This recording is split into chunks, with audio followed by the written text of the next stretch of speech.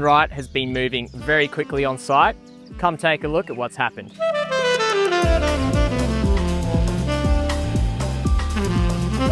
I'm standing here on the rooftop slab, officially poured and topped out.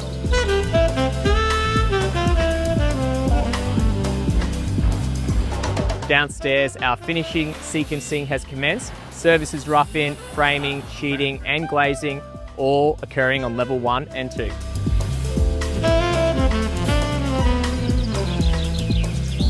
We're also expecting delivery of the passenger lifts and the feature breeze block screens that wrap the building, coming to site next week.